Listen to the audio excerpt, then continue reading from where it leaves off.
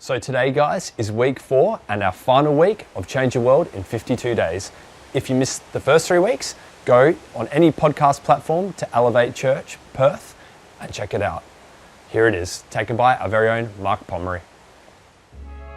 Nehemiah and God's people pressed through the opposition of their enemies, but their enemies did not give up easily. Sanballat and Tobiah did everything within their power to discourage, distract, and discredit Nehemiah.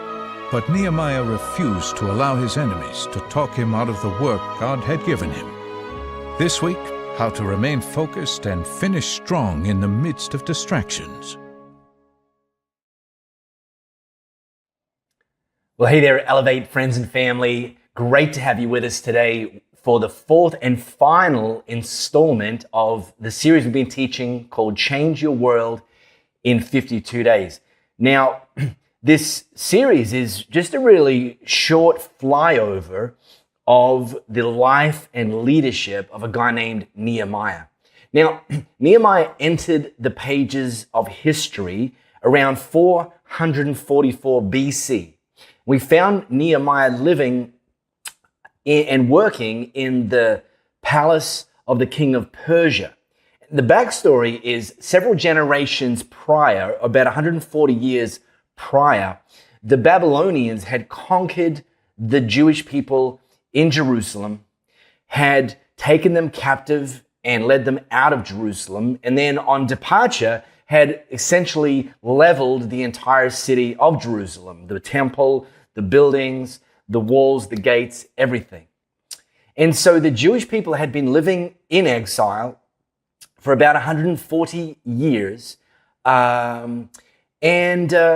during which time the Persians conquered the Babylonians. And so there was another change of power in the region. And this is where Nehemiah was living and working in the palace of the king of Persia.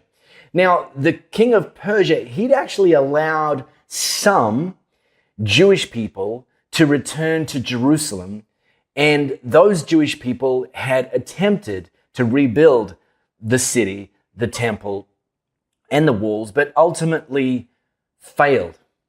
And on one particular day, whilst at the palace of the king of Persia, Nehemiah received a visit from his brother, and Nehemiah inquired about the state of Jerusalem.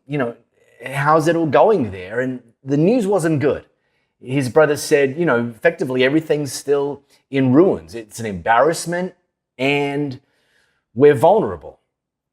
And Nehemiah, for whatever reason, though he was, turns out around 1,600 kilometers away, and because he'd been born several generations after the Jewish people had been conquered by the Babylonians, he'd never even been to Jerusalem. And yet for some reason, he felt a personal call from God to make his way there to Jerusalem and lead a new charge to rebuild the city. So if you missed any of the first 3 weeks, then either go back and watch on this channel or head over to your favorite podcast app, podcast platform, search Elevate Church Perth, and we'll be there and you can catch up. So, all right, week 4, here we go. Now, when we left things last week, the wall was halfway finished. And I would insert a short reference video clip of John Bon Jovi singing Living on a Prayer, but we don't have the budget to get around copyright or Bon Jovi's lawyers. So, sorry about that. Anyway, what I will do though is drop us into the Bible app. And this week, just if you've got your camera, just scan this flow code and it's going to take you to Nehemiah chapter 6. Okay, and I'm going to drop us into the Message version. Now, the big idea, and it's kind of like part 2 of last week, is that we need to recognize that when we are responding to the call of God, the enemy is going to do everything he can to first stop you responding. And then if he can't stop you responding, he's going to do everything he can to stop you from finishing, from completing the very thing that God's called you to do. All right, so here's a few of the same suspects that reared their ugly heads last week when Sanballat, Tobiah, Geshem the Arab, and the rest of our enemies, now these were political opponents, people who had gotten used to the Jewish people being suppressed and saw the potential that if the Jewish people can rebuild Jerusalem, that might see them ascend to a new position of strength and power, which would threaten and diminish the power and the influence, probably the wealth of characters like this. So Sanballat, Tobiah, Geshem the Arab, and the rest of our enemies heard that I had rebuilt the wall and that there were no more breaks in it, even though I hadn't installed the gates. All right, so before we go on with what happened in history, here's a reality. These guys had tried to discourage Nehemiah and the Israelites from commencing the work, from continuing the work. And initially they'd used the tactic of discouragement. Today, they shift their tactic to actually something that here in 2022 has become not only increasingly prevalent, more prevalent than ever in the history of humanity. You see, one of the things, and I'm going to tell you something that you already know, one of the things that typifies life in the 21st century is options. See, in the late 1900s, 25, 30 years ago, if you looked in the fridge and you didn't find anything that particularly grabbed your fancy, then too bad. You just would have to eat what was in there. If you popped open the television and flicked through the 5 channels that you had access to, again, if you didn't find anything that you wanted to watch, then too bad. If you were rummaging through your CD collection and didn't find anything that suited the mood, again, too bad. Well, it's 2022, and you know, and I know, the game has changed. Feel like something to eat? Well, there's an app for that. Feel like watching something? Well, then just which streaming platform am I going to choose from? Feel like listening to hundreds of millions of songs on demand in your pocket. And these platforms and social media platforms and online shopping vendors and so on, they actually face an endless quest to both get our attention, and then if they can get our attention, the challenge then becomes to keep our attention, because these almost endless myriad of options changes how we changes how we engage. We're focused with one eye on one thing, and then something else comes along and captures our attention. And so therefore, it's never been easier to be distracted. And this was the very thing that Nehemiah and the Israelites' enemies now tried to do. They tried discouragement, it didn't work. So, when Sanballat, Tobiah, Geshem the Arab, and the rest of our enemies heard that I'd rebuilt the wall and there was no more breaks in it, even though I hadn't yet installed the gates, Sanballat and Geshem sent this message: come and meet with us at Kephirim in the valley of Ono. Step away from what you're doing.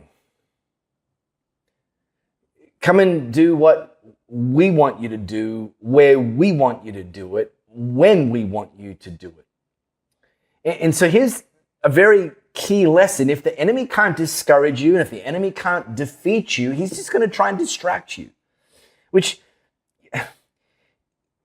we can actually be more vulnerable to than discouragement and full frontal attacks, because it doesn't necessarily on the surface look problematic. You see, first of all, distraction can fly under the radar because you're not going from doing the thing that God calls you to do to doing nothing. Like, well, I was doing this for God and now I just play video games and doom scroll Instagram. No, it's likely you move from doing the thing that God's called you to do to doing something else and putting your time and attention and energy into something else. And so that kind of just like you're still busy. And so it can be easy to justify moving from one thing to another. And then the second thing is, much of the time, we don't abandon the thing that God's called us to do to give our time and attention to something bad. Yes, that happens, obviously. But a lot of the time, we can get distracted by something good.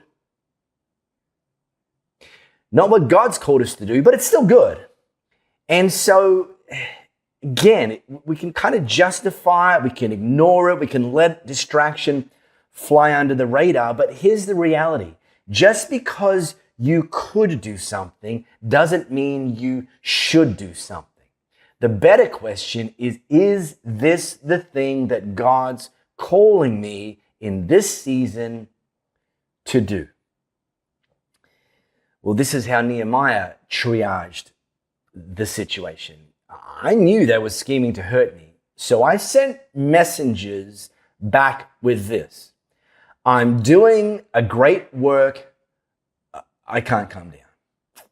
Why should the work come to a standstill just so I can come down to see you? See, they hadn't finished building the wall yet. So taking a meeting, stepping away from the work would have been less than God's best. And so Nehemiah, he didn't even entertain it. Now, he had his spidey senses told him that they were going to try and cause him some personal trouble. But when you read through the account that Nehemiah wrote about his life and leadership, he doesn't say this specifically, but you kind of get the impression that there was nothing that was going to take him away from finishing the work. Not a meeting with the political opponents, not going back to the king's palace. Just, no, this is where I'm meant to be, and this is what I'm meant to be doing. And so I am 100% wholeheartedly, no distractions, sinking my life into this. And I'm going to keep on doing it until the work is complete. And this is actually the title of today's message, Finishing Strong. Because often what God's called you to do is going to take time. What He's called you to build is going to take time. It's not microwavable. It's not instant coffeeable, thankfully. No, in fact, you may have heard the expression, it's a marathon, not a sprint. Well, yes, that's almost always true in the things that God calls us to do and to build. It's an endurance sport, not a over in 10 seconds sport. And in fact, this metaphor holds up. If you know anything about marathon running, or if you don't, let me catch you up. There is a phenomenon, pretty much universally established, called hitting the wall. Now, it's not like you will physically hit a wall in a marathon. It's that a lot of people,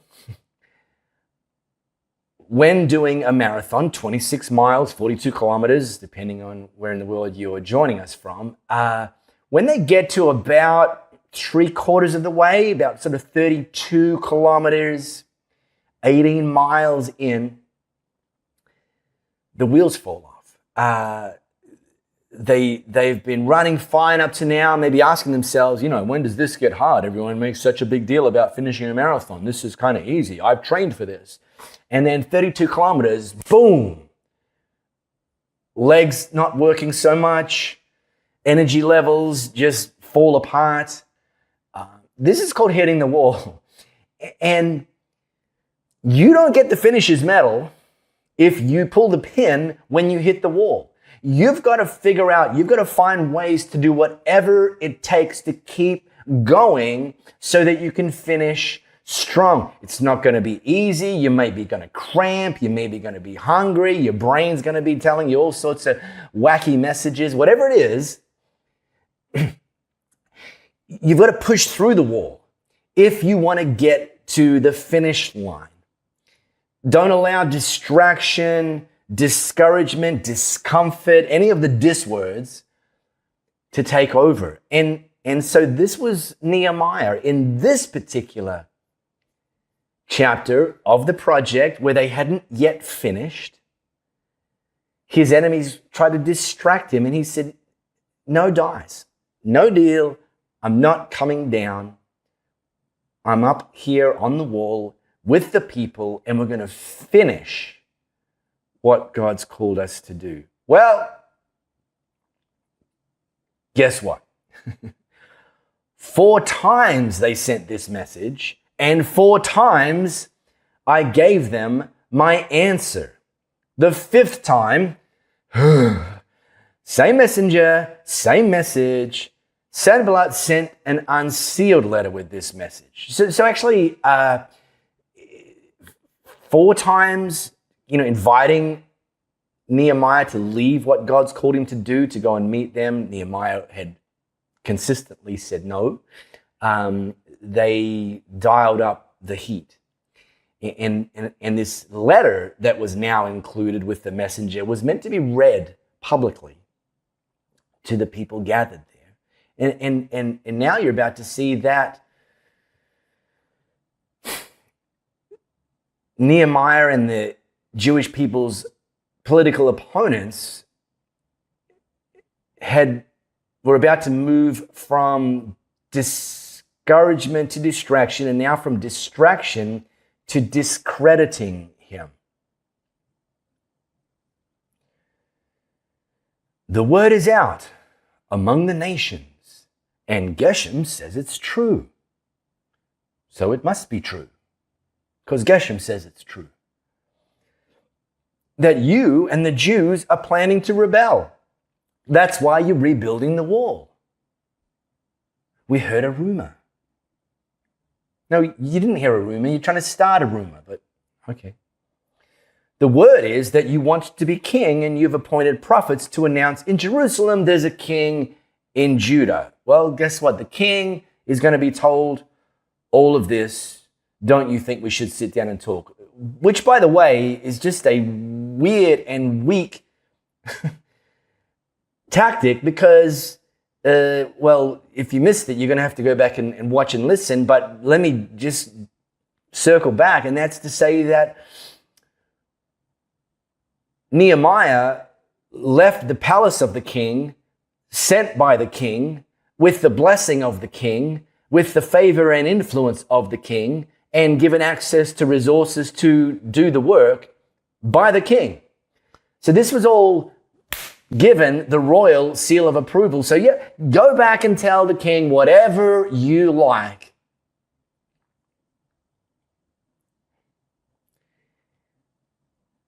So I sent him back this. There's nothing to what you're saying. You've made it all up.